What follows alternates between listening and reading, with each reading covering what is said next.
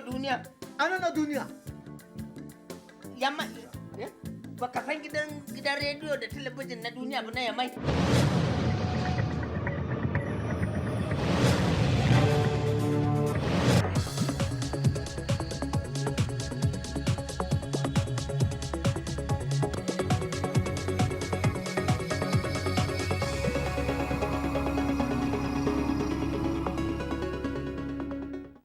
Mesdames et messieurs, bonsoir. Dans l'actualité de cette soirée, le courant électrique de la Nigélec devient-il une denrée rare? Les longues coupures de l'électricité sont de retour et la situation exaspère les populations. Des moustiquaires imprégnés se font rares dans les centres de santé, mais dans les marchés, le Nord Forcel est vendu à 1000 francs l'unité. Et puis, on célèbre aujourd'hui la 23e journée nationale des personnes handicapées. Promouvoir une société inclusive pour les personnes vivant avec un handicap, c'est l'objectif de la journée. Bonsoir, merci de choisir Dounian pour vous informer. Bienvenue si vous nous rejoignez sur cette nouvelle section de l'actualité. Et nous commençons par une activité présidentielle où le chef de l'État, le président de la République, était en déplacement interne ce matin sur le site de la centrale diesel de Gouroubanda.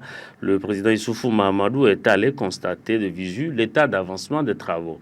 Voyons ça dans le reportage de Murtala Zoubeirou avec Issa Hassan. Avec pour objectif de s'enquérir de l'état d'avancement des travaux du chantier de la centrale diesel de 100 MW de Gouroubanda, cette visite effectuée par le chef de l'État Issoufou Mahamadou sur le site tombe à point nommé en raison des coupures répétitives d'électricité observées ces derniers jours dans plusieurs régions du pays comme à Niamey. La première étape de cette visite a consisté à la présentation des différentes photos prises sur le site où d'amples explications ont été données au président de la République par le directeur général de la Nigélec.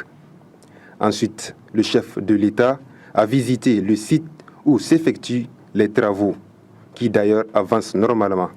À la fin de cette visite, le président Issoufou Mahamadou s'est dit satisfait de l'avancement des travaux. Je suis satisfait de ce que j'ai vu. Les travaux avancent normalement, les délais contractuels sont respectés et Inch'Allah, ce projet sera opérationnel à partir du 5 juillet 2015. Il s'agit d'un projet qui coûte un investissement important, c'est 75 milliards de francs CFA que nous sommes en train d'investir sur ce projet.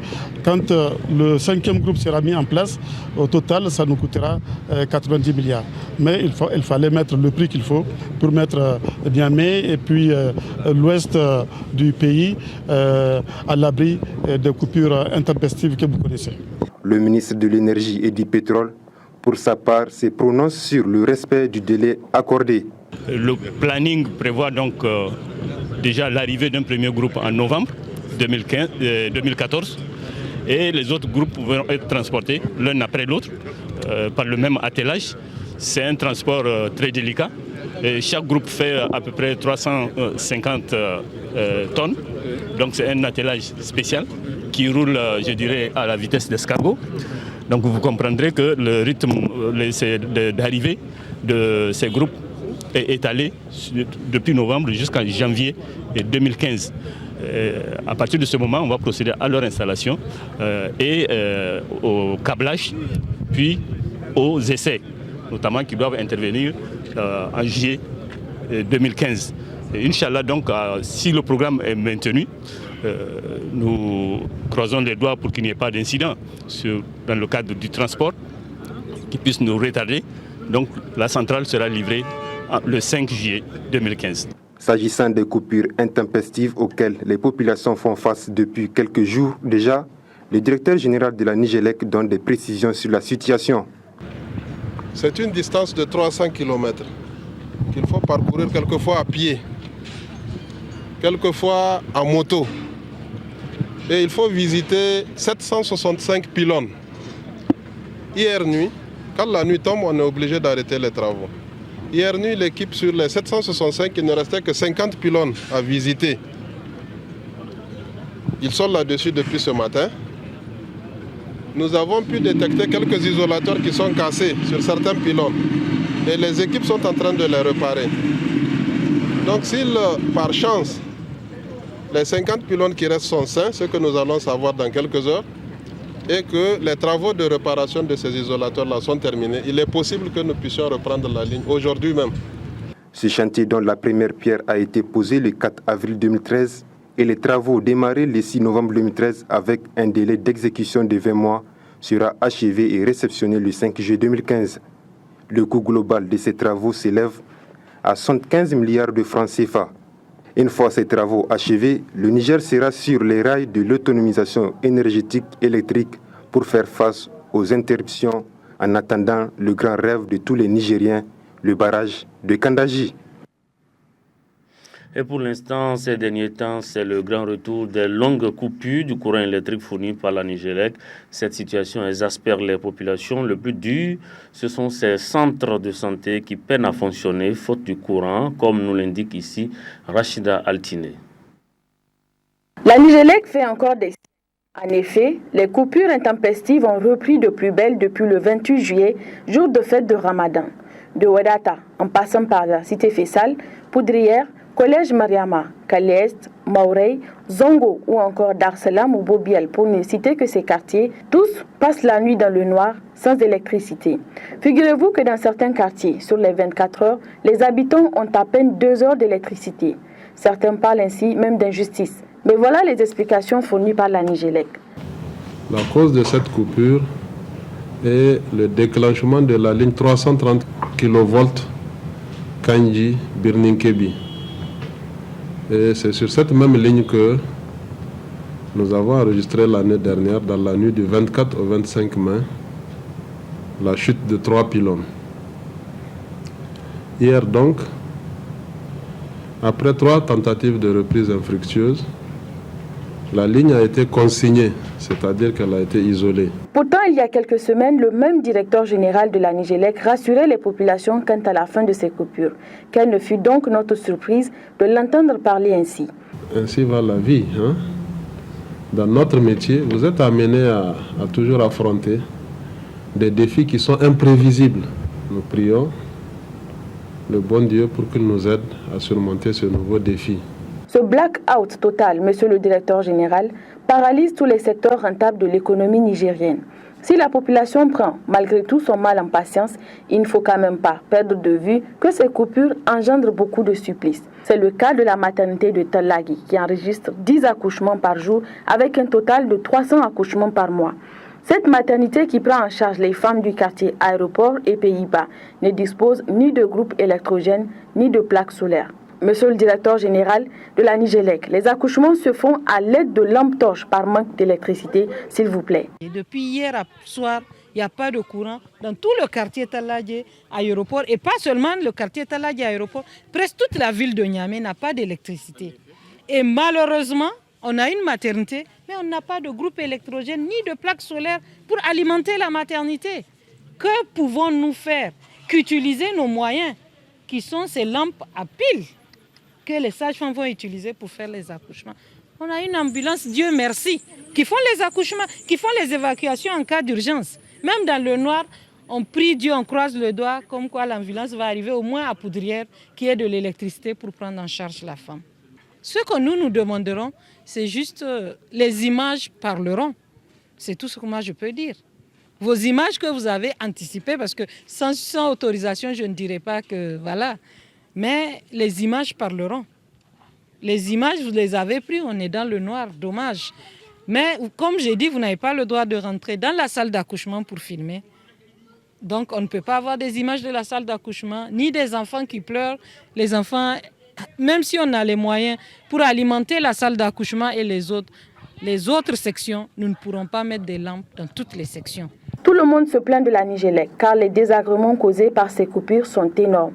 Mais selon le directeur général de la Nigélec, le bout du tunnel, c'est pour aujourd'hui. Nous avons pu détecter quelques isolateurs qui sont cassés sur certains pylônes et les équipes sont en train de les réparer. Donc s'il, par chance, les 50 pylônes qui restent sont sains, ce que nous allons savoir dans quelques heures, et que les travaux de réparation de ces isolateurs-là sont terminés, il est possible que nous puissions reprendre la ligne aujourd'hui même. Il faut qu'aujourd'hui la Nigélec traite ses abonnés avec plus de sérieux. C'est avant tout un contrat qui la lie à ses clients. Elle se doit ainsi d'offrir les meilleurs services qui soient et arrêter de nous conduire en bateau. Si cette situation perdure, nous risquons d'assister à la privatisation de cette société, comme ce fut le cas avec la SIN. L'histoire donnera ainsi raison aux partisans de la privatisation qui pensent que le salut de nos entreprises passe forcément par cette étape. En attendant, nos espoirs portent sur la centrale diesel de 100 MW de Gorubanda, la construction du barrage de Kandaji et la mise en service de la centrale thermique de Salkadamna. Aussi, il faut que les responsables de la Nigélec trouvent d'autres arguments qui peuvent résister à la critique pour justifier les délestages. Celui des 3 pylônes tombés au Nigeria commence à nous lasser. Allez, on baisse maintenant la pression. Rachida Altiné avec ce communiqué de presse portant sur la nomination d'un directeur général nigérien à la tête de la Somaï.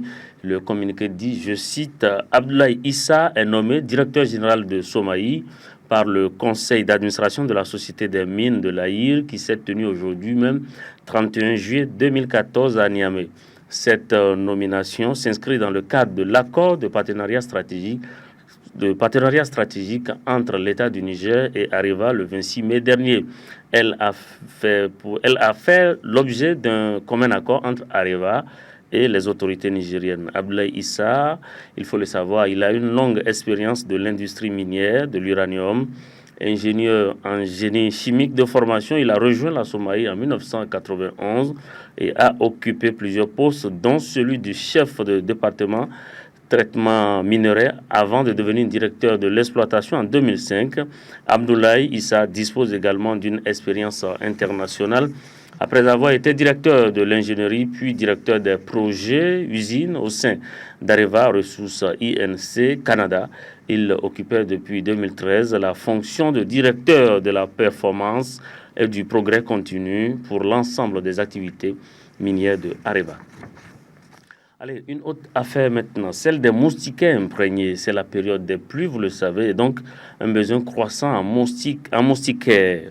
Le problème, dans les CSI, il y a rupture de stock alors que dans les marchés, les moustiquaires offerts par l'USAID et marqués Note for Sale sont vendus à 1000 francs l'unité. Suivez le reportage. Des moustiquaires bien griffés USAID, sur lesquels il est bien marqué Note for Sale, à ne pas vendre. Et pourtant, ces moustiquaires se retrouvent sur les marchés de la capitale, notamment au grand marché, où elles se transportent et se vendent, tout comme tout autre produit licite et autorisé. Au grand marché, ces petits vendeurs se refusent à tout commentaire. Leur seul souci, vendre, liquider ces fameuses moustiquaires à vil prix, 1000 francs, pas plus. Nous en avons acheté nous-mêmes pour tester la qualité. Nous avons ensuite cherché à savoir d'où viennent ces moustiquaires et qui les met sur les marchés, nonobstant la mention Note for Sale. Sur place au grand marché, on nous indique qu'elles viennent du marché Katako. À Katako, où l'on embarque pour le quartier Lazare. Et voici l'endroit. Un marché de céréales à première vue. Ici, tous sont à l'aise devant nos caméras, sauf ce monsieur qui est indiqué comme le représentant des fraudeurs. Effectivement, quand nous passons devant sa boutique sans filmer, on a aperçu des moustiquaires dans sa boutique de céréales. Selon nos informations, ces boutiques fermées que vous voyez pourraient contenir une quantité importante de moustiquaires. Mais attention à ne pas confondre tout. Il y a des moustiquaires à l'image de celle-ci qui sont commandés par des grossistes et autorisés à mettre en vente. En pharmacie, elles se vendent à 3500 voire 4000 et elles sont de bonne qualité. Dans ce CSI, les responsables affirment ne plus disposer de moustiquaires à distribuer aux dames depuis mars 2014 et plusieurs CSI de la capitale sont dans le même cas. Pourtant, sur les marchés, il y en a en quantité. En définitive, on apprend que ces moustiquaires de l'USAID sont fournis par une ONG à un CSI de la place. Très certainement, le reste du stock se trouve au grand marché, écoulé à 1000 francs l'unité. Le ministère de la Santé, les autorités de la 7e République et les responsables à divers niveaux devront renforcer la vigilance pour éviter que ce qui revient aux populations soit bradé sur les marchés. Cette affaire nous rappelle celle des médicaments illicites et pas si longtemps l'affaire du riz japonais.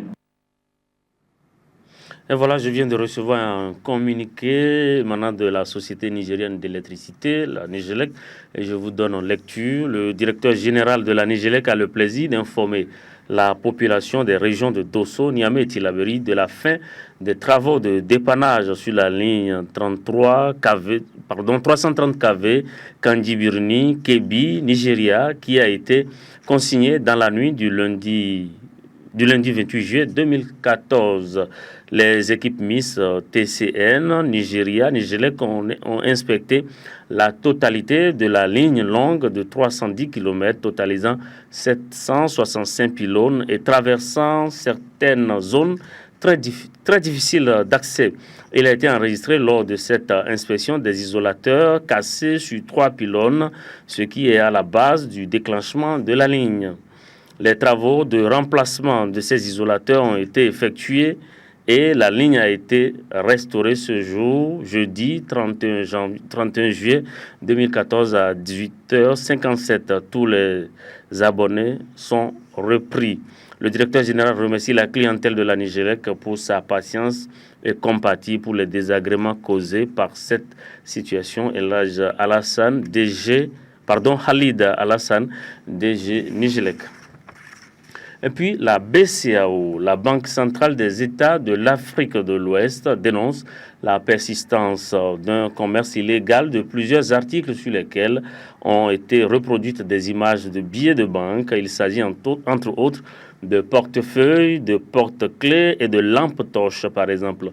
Suivons Gado Mamadou qui est le directeur de la BCAO Niger. La BCAO tient à rappeler au public que de telles reproductions sont interdites par les dispositions de la loi relative à la lutte contre le faux monnayage. Aussi, compte tenu de l'impact de certaines pratiques peuvent avoir sur la confiance dans la monnaie, le législateur a-t-il prévu des sanctions pour les faits suivants.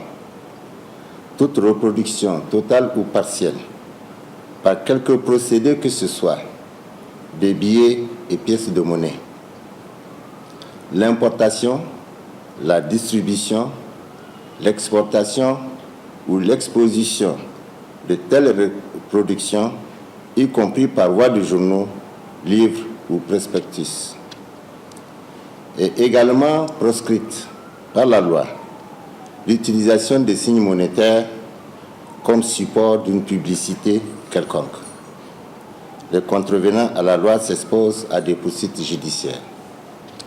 C'est pourquoi la BCAO, face à la persistance du phénomène sus-évoqué, a décidé d'initier des actions de communication à l'endroit du public pour les sensibiliser sur le caractère illégal de la reproduction des images, des billets et la distribution de telles reproductions.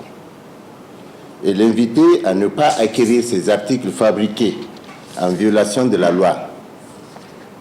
À l'encontre des auteurs et de leurs complices, la BCAO a engagé les démarches nécessaires auprès des autorités compétentes pour que des poursuites judiciaires soient enclenchées. En effet, sur le marché de Niamey, la place de Niamey, nous avons constaté que certains articles que nous avons visés ici sont en circulation. Je voulais vous montrer quelques échantillons. Il y a des lampes poches qui ont des effigies des billets de banque. Donc ça, ni leur reproduction, ni leur distribution, ni leur achat n'est permis. Celui qui le fait s'expose donc à la loi et il sera poursuivi. C'est la même chose pour des portefeuilles qui ont des signes monétaires.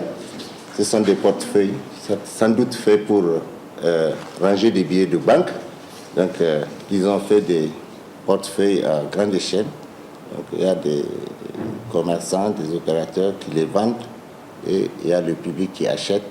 Donc, entre celui qui vend et celui qui achète, en tout cas, il s'expose à des poursuites judiciaires. C'est pourquoi nous faisons ce message pour sensibiliser le public. Et voilà, la section régionale de la Fédération nigérienne des personnes handicapées a commémoré ce matin la 23e journée nationale des personnes handicapées. L'objectif de cette journée est bien entendu de promouvoir une société inclusive pour les personnes vivant avec un handicap, notamment à travers un développement inclusif. Le compte rendu de Moudi Moussa. Organisé sous le thème central « Promouvoir une société inclusive pour les personnes en situation de handicap à travers un développement participatif », les présentes assises, initiées par la section régionale de la Fédération nigérienne des personnes handicapées, se tiennent dans le cadre de la célébration de la 23e journée nationale dédiée à cette frange de la société souvent marginalisée. Une journée qui sera mise à profit par les personnes concernées pour faire l'état de la mise en œuvre de l'ordonnance portant droit des personnes handicapées adoptée en mars 1992. C'est un cadre pour les organisations des personnes handicapées de faire une rétrospective des activités menées, n'est-ce pas? Ce qui a été fait, ce qui reste à faire et en tout cas trouver des solutions pour assurer un mieux-être aux personnes en situation de handicap dans la communauté.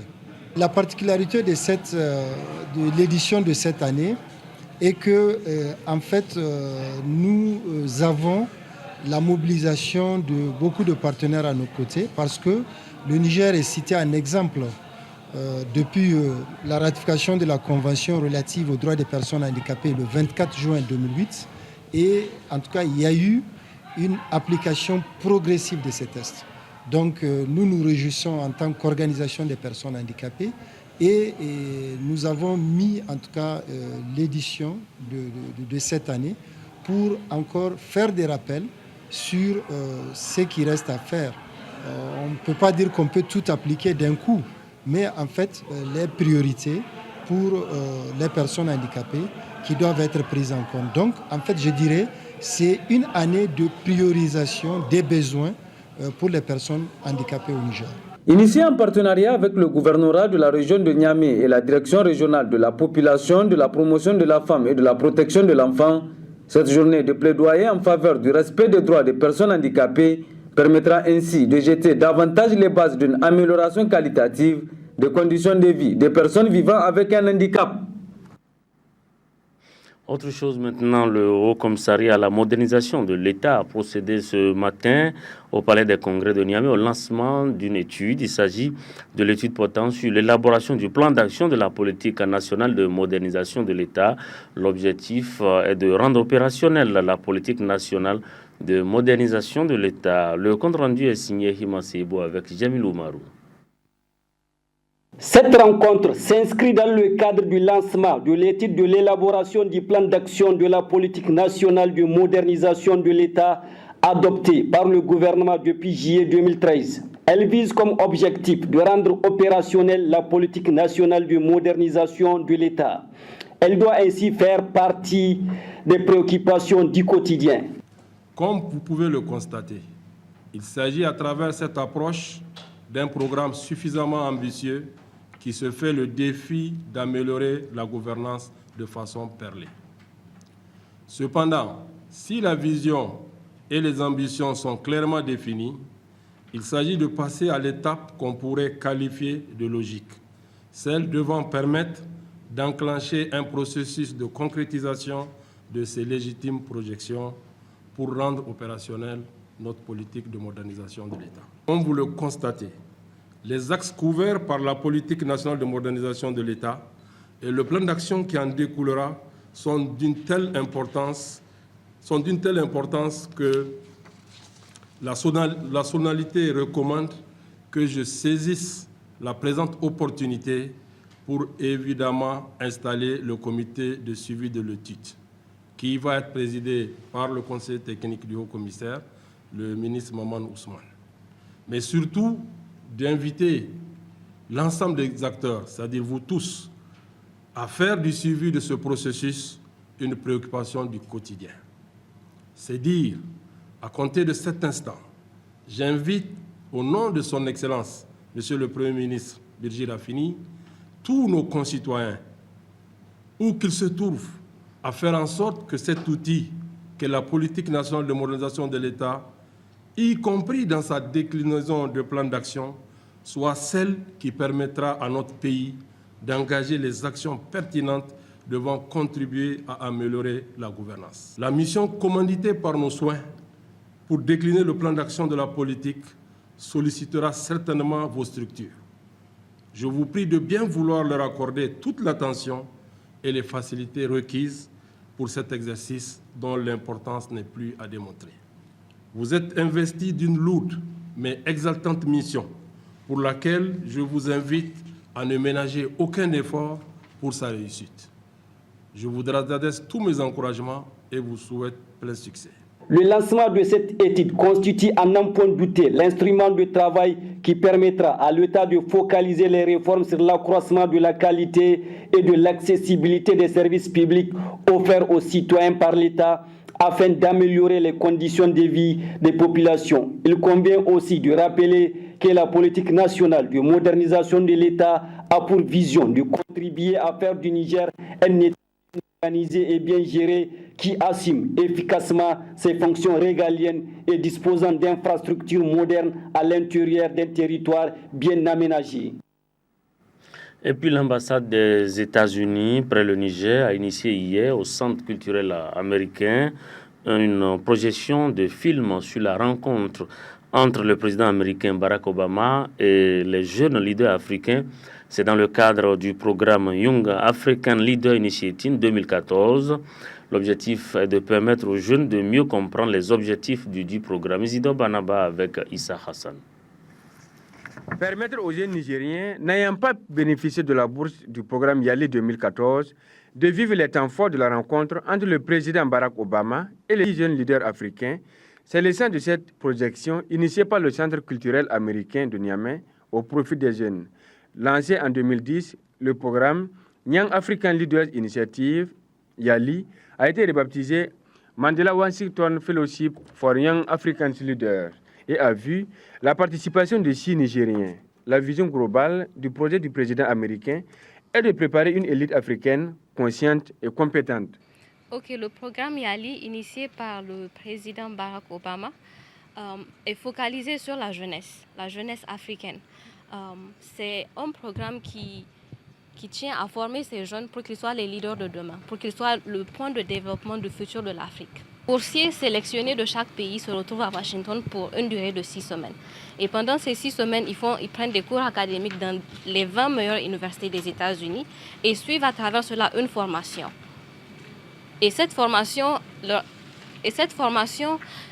est dans plusieurs domaines. Ça peut être dans le domaine du service communautaire, ça peut être dans le domaine des affaires et de l'entrepreneuriat, ce qui fait qu'à la fin de cette formation, ces jeunes reviennent avec des idées concrètes. Ce programme phare du président américain a déjà fait ses preuves au Niger, notamment dans le leadership des jeunes avec les boursiers de la promotion 2010. La rencontre entre le président Obama et les jeunes permet le partage d'expériences entre jeunes africains d'abord, puis entre Africains et Américains. Moi, j'ai été en Caroline du Nord et en tant que promoteur d'une ONG de prévention des accidents de la circulation routière, d'abord, force est de constater que les Américains ignorent aujourd'hui que les accidents font plus de tués que le VIH-Sida, que le paludisme. Donc, c'était une expérience nouvelle pour elles et dès lors, beaucoup d'institutions, en tout cas de partenaires américains, nous accompagnent dans ce processus. Et nous comptons implémenter à travers ce réseau, nous avons implanté plusieurs structures qui interviennent dans le domaine, en tout cas sur le continent africain. Séjournant aux États-Unis depuis le 14 juillet, ces jeunes leaders africains ont subi 6 semaines durant un stage intensif en leadership, en constitution des réseaux et en développement de leurs compétences. Une rencontre qui leur permettra de créer des contacts en vue de faire évoluer leur plan de carrière et surtout contribuer à asseoir les bases de la bonne gouvernance en Afrique. Le nombre de boursiers du programme YALI passe de 500 jeunes leaders à 1000. Et la prochaine rencontre aura lieu en Afrique subsaharienne, a annoncé le président américain Barack Obama. Et puis dans certaines régions du Niger, l'élevage qui constitue la principale activité pour les populations est menacé en cette début de saison pour manque de forage et pour manque d'aliments bétail. Les explications dans ce reportage de Taïro Amadou. Au Niger, l'élevage constitue l'une des principales activités des populations rurales. Seulement, l'absence de pluie depuis quelques semaines a causé le manque de fourrage sur l'ensemble du territoire. Conséquence, la récolte des premières coupes d'herbe a été très faible, comme c'est le cas dans la région de Zender. Parce qu'on a été d'abord alerté par les éleveurs eux-mêmes, les chefs coutumiers des zones concernées, que ce soit les chefs de groupement ou les chefs de canton, et puis les maires des communes des zones concernées. On a fait les compilages de tous ces papiers et on a saisi qui de droit. Malheureusement, les gens ont préféré taire ces choses-là. Et maintenant, c'est quand, comme on dit, tout est sorti au grand jour que, bon, on essaye quand même de faire de notre mieux, que ce soit au niveau du gouvernement ou des partenaires ou des associations. En tout cas, les gens sont en train d'essayer de rattraper et d'une manière très rapide. Mais ce qui est dommage, c'est que c'est quelque chose qu'on pouvait éviter. À la limite, on pouvait éviter ça. Si juste les gens ont pris le soin d'écouter ou d'aller vérifier ce que les éleveurs ou les associations d'éleveurs étaient en train de dire depuis ce temps-là. Face à cette situation, le président de l'Association des éleveurs du Niger tire la sonnette d'alarme. Il appelle les autorités compétentes à prendre les mesures idoines afin de permettre le déploiement d'aliments bétail. Lokaci gono kan igane imaka arzaka yacin filana kadan fondo wonera imaka gadan fondo wonera. Lokaci de rano himi imafongu almane kambo imadu arzaka kan idan nodin kan gana igadu dobu wasi wone kan sikai. Manti dobu kan kai bo dobu kan si kai lokaci kul amgar kan dobu gono kan iga hayo. De nombreux éleveurs sont confrontés à un manque crucial des ressources fourragères. Pour pallier cette situation de crise, l'appel des éleveurs ne doit pas tomber dans l'oreille d'un sourd. Et puis dans la ville de Niamey, le problème d'insalubrité dans plusieurs quartiers est devenu un véritable problème de santé, comme nous l'explique ici dans ce reportage Omar Hama. Ce phénomène d'insalubrité persiste encore dans certains quartiers de la capitale. Comme sur cette voie, située derrière le cimetière musulman de Yantala, transformée en une véritable décharge publique par la population qui n'hésite pas à déverser les ordures et autres déchets. Curieusement, cette voie est appelée route Niamey-Niala. Vraiment, ce n'est pas normal. Devant une école, une grande école, et surtout une grande voie comme ça, là, c'est pas normal. Et vraiment, j'ai décidé même de voir le chef de quartier, au moins de voir ceux qui versent les trucs là. Ici, là, c'est pas normal. La mairie n'a rien fait. Et moi-même, je connais le maire. J'ai l'intention d'appeler, d'informer même le maire. Vraiment, c'est pas normal. Et regardez, c'est pas normal ça, devant une école, une grande école comme ça, là, à l'État, et de prendre sa décision devant une école là, et puis en plein ville là, c'est pas normal. Vraiment, les gens là, il faut le punir ou bien les sanctionner. Moi, je dis comme ça. Hein. Il y a 3 mois de cela que la mairie a déposé des conteneurs au niveau de toutes les décharges publiques de la ville de Niamey. Cette mesure ne semble pas résoudre ce problème.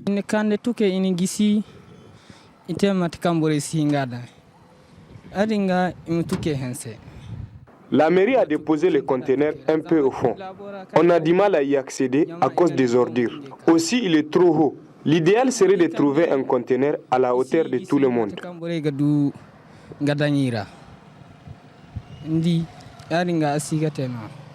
On ne se lassera pas de le dire. Les autorités municipales doivent prendre des mesures drastiques contre tout contrevenant. Une vaste campagne de sensibilisation s'avère aussi nécessaire afin de faire comprendre à tout un chacun l'importance du projet Niamey-Niala.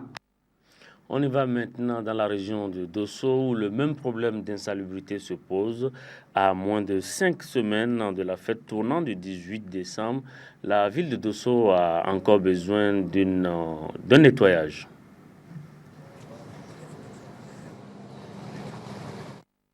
Parmi les tâches dévolues à un arrondissement communal, il y a celle de vaincre l'insalubrité afin de rendre propre la ville. Cette action qui concourt à l'assainissement de l'environnement et à la préservation de la santé des populations reste encore timide dans la cité de Germakoy. Pour le moment, tout ce qui se fait dans ce sens n'est pas perceptible.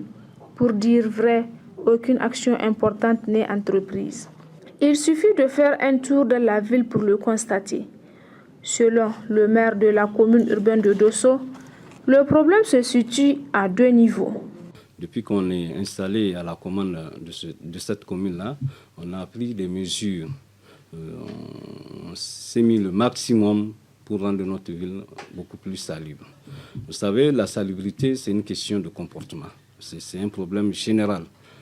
C'est dans l'esprit des Nigériens, on n'est pas salubre.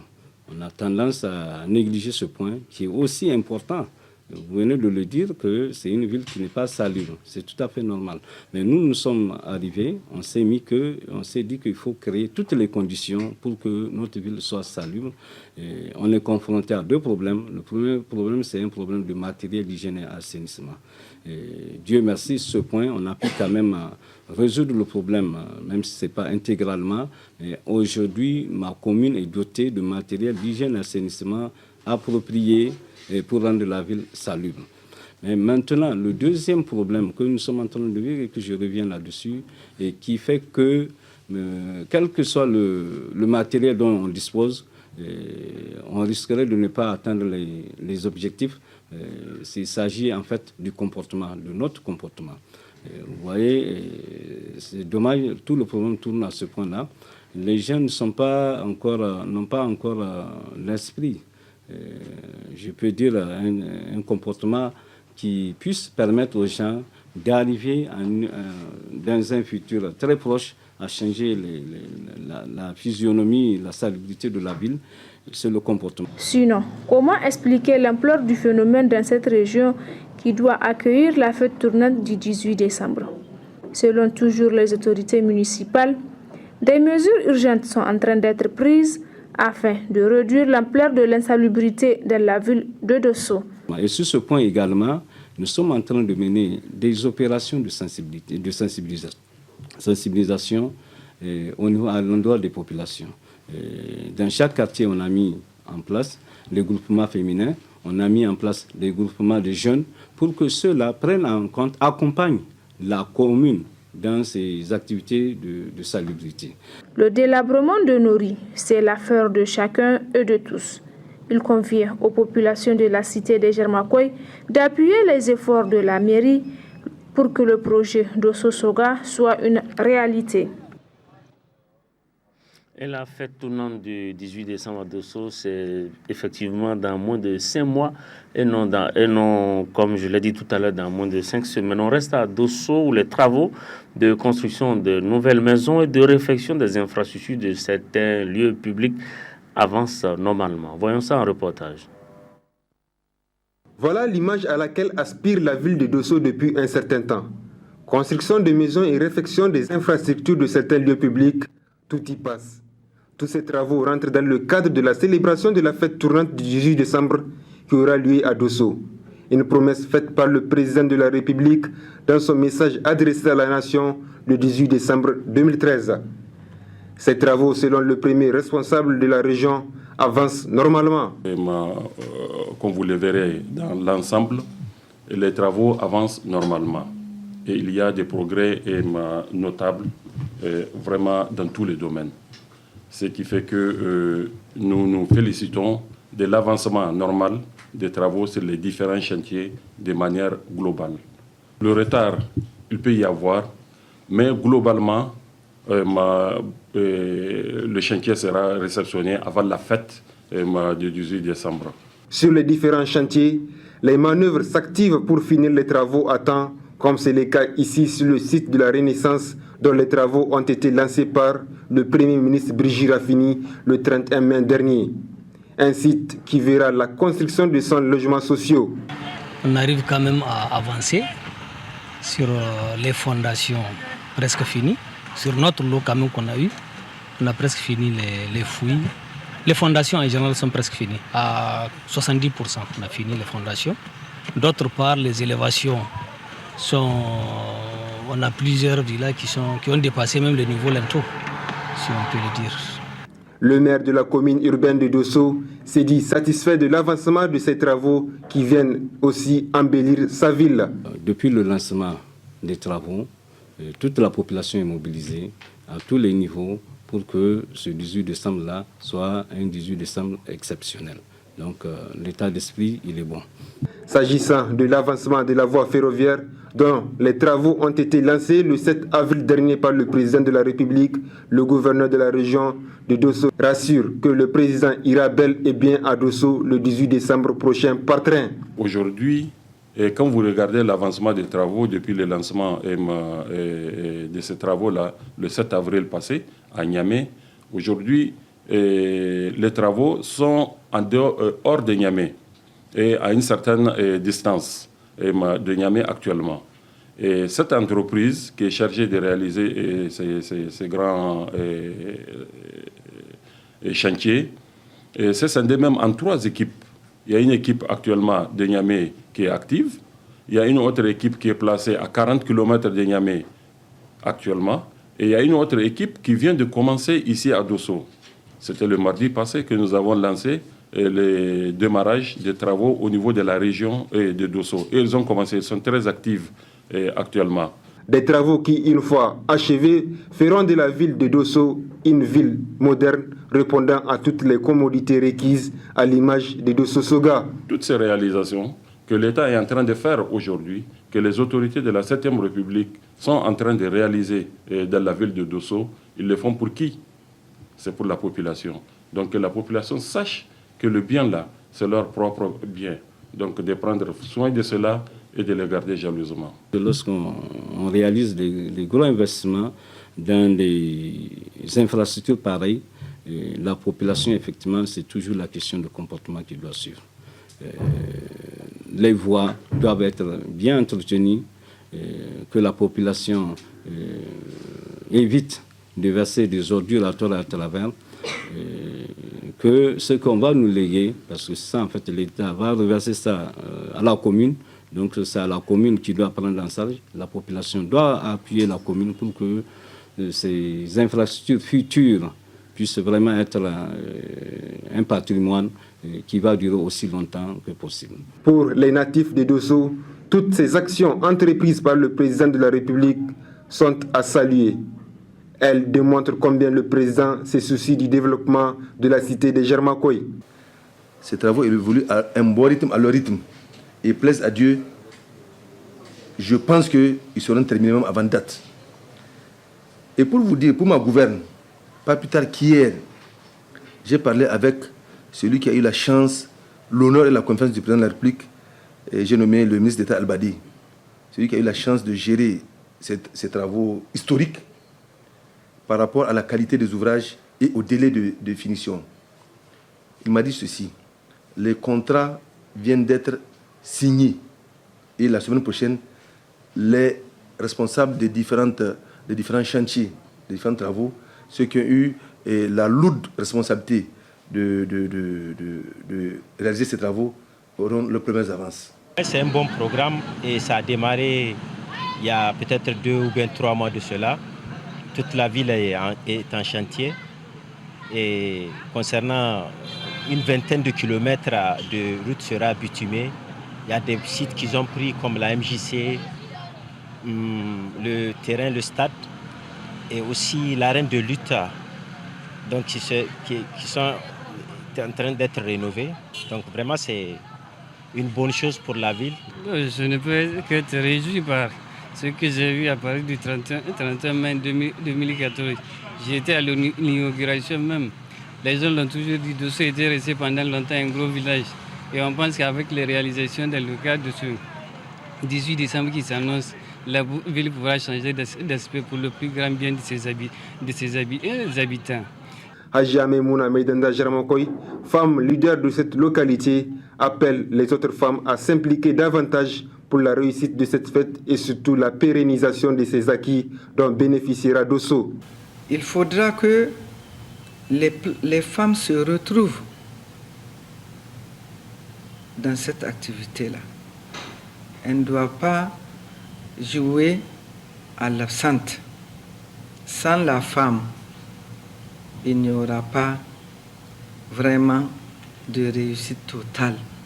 Pourquoi je dis cela? Parce que je ne dis pas qu'elle va jouer le rôle d'entrepreneur, prendre la truelle ou bien cela, etc. Mais elle peut amener son apport dans la sauvegarde de toutes ces infrastructures. Parce que nous avons vu au début, les enfants avaient tendance à s'amuser avec ce qu'on met en place. Or, tout de suite, moi j'ai dit il faut mettre un holà. J'ai dit il faut parler de ça dans toutes les cérémonies et dans toutes les assemblées où les dosseliers se retrouvent. Toutes ces actions entrent dans le cadre du programme de renaissance du président de la République. Avec tous ces chantiers, l'image des Dosso va changer. Surtout que depuis 1979, la région n'a bénéficié d'aucune rénovation.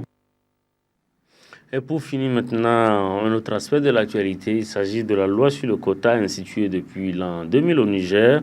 Cette loi peine donc à être encore appliquée. La nomination d'une seule femme parmi les 63 secrétaires généraux des préfectures en est une illustration parfaite, une situation que fustigent les femmes nigériennes. Elles exigent alors l'application stricte de la loi sur le quota. C'est un reportage de Mariama Soumana. Il vous souviendra qu'en août 2013, lors de la formation du gouvernement de large ouverture, les associations féminines nigériennes ont dénoncé le non-respect de la loi sur le quota qui prévoit 25% des femmes pour la nomination aux hautes fonctions de l'État et 10% pour les postes électifs. Quoi donc de plus normal pour les femmes de revendiquer l'application de cette loi? Malheureusement, une fois encore, l'erreur vient d'être commise. Ainsi, lors de la récente nomination des secrétaires généraux des préfectures, sur les 63 préfectures que compte le Niger, seule une femme, à la personne de Mme Harouna Aïssatou Moussi, a été nommée secrétaire générale de la préfecture de Saïd. Preuve que la femme nigérienne reste encore et toujours sous-représentée dans les instances de prise de décision, et cela malgré le combat qu'elle ne cesse de mener afin de porter haut le flambeau de leur parti politique respecté. Cette situation, la énième du genre, ne laisse pas indifférente la coordination des ONG et associations des femmes du Niger, Congafen, et l'association des professionnels africains de la communication, APAC. À chaque fois, quand les femmes sortent, c'est pour réclamer leurs droits. Et nous voyons chaque fois, ces droits sont bafoués. La non-prise en compte du quota revient à chaque fois, à chaque nomination et à chaque instance. Je ne fais que dire que c'est lamentable et c'est regrettable. Parce qu'aujourd'hui, vous n'êtes pas sans savoir, les femmes sont les plus discriminées. Les femmes sont les plus lésées à tous les niveaux. L'application de la loi sur le quota souffre en tout cas de beaucoup d'inattention de la part de nos dirigeants politiques. Une loi de la République, elle est faite pour être respectée. Cette loi, elle est là pour corriger des inégalités qui sont ancrées. Mais aujourd'hui, au Niger, on ne peut pas nous convaincre qu'il n'y a pas suffisamment de cadres qui sont aptes à gérer un secrétariat général de préfecture. Les diplômés de l'ENA, elles sont nombreuses. Les femmes qui ont de l'expérience, elles sont nombreuses. Face à cette situation de violation de la loi sur le quota, les femmes militantes des partis politiques continuent de garder le silence. Une situation que déplore la Congafen. À qui la faute? J'ai dit à nous les femmes qui sont au sein des partis politiques. Parce qu'aujourd'hui, moi je pense que ces femmes-là peuvent fermer une association. Pourquoi pas? Elles se connaissent entre elles. Aujourd'hui, elles peuvent venir peut-être vers les associations féminines. On peut les accompagner. Pourquoi pas? Et aujourd'hui, c'est eux qui voient ce qui se passe au sein de leur parti politique. Si réellement elles présentent leurs dossiers et que les dossiers ne sont pas pris en compte, elles doivent réagir. Elles doivent sortir pour parler. Nous lançons un appel aux femmes qui militent dans les partis politiques pour qu'elles se fassent valoir. Il ne faut pas qu'elles soient toujours celles qui poussent le véhicule et qui démarrent les laisser dans la poussière. Cette violation de la loi numéro 008 du 7 juin 2000, communément appelée loi sur le quota, intervient seulement quelques mois après que le président Issifou Mahamadou a pris un engagement solennel, celui de renforcer cette loi en accordant une augmentation sur le prorata des postes alloués aux femmes. Un engagement qu'il a réitéré lors de l'ouverture des assises de la 6e conférence des grandes chancelières d'Afrique francophone et de la France. C'est pourquoi la Congafen appelle une fois de plus au respect de cette loi. Le président de la République a toujours fait des promesses à l'endroit des femmes. Il s'agit de respecter. Nous, les choses qu'on fait, qu'on respecte les pourcentages qu'on nous a donnés. Il faudrait vraiment que le président Issoufou pense aux promesses qu'elle a faites aux femmes, et en tant que candidat, et en tant que président, et même en tant qu'ancien président du PNDS Taria. Je me rappelle qu'il y a eu une activité du PNDS Taria où on a dit désormais nous au Taria c'est 35% de femmes. Au regard du rôle combien important que joue la femme nigérienne dans le développement sociopolitique et économique du pays, il convient d'entendre la voix de ces femmes et rendre à César ce qui lui revient. Surtout que l'expérience a démontré que lorsque ce sont les femmes qui dirigent, les décisions reflètent mieux les besoins des populations. Mais une chose est sûre, la loi sur le quota va toujours souffrir aussi longtemps que les femmes qui siègent dans le gouvernement continuent de fermer les yeux sur son non-respect. Le débat est donc ouvert et la tâche est colossale.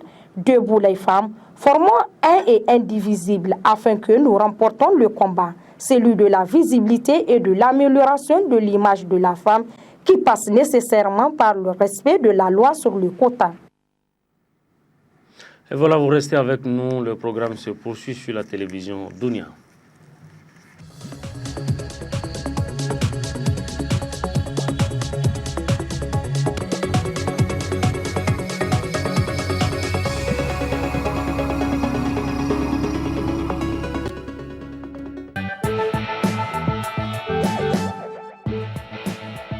Cette grande édition d'information.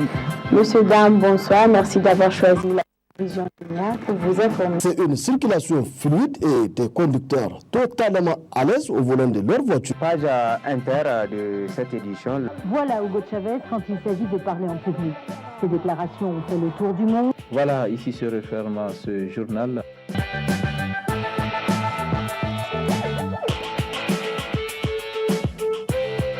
Irko to ami wayne de man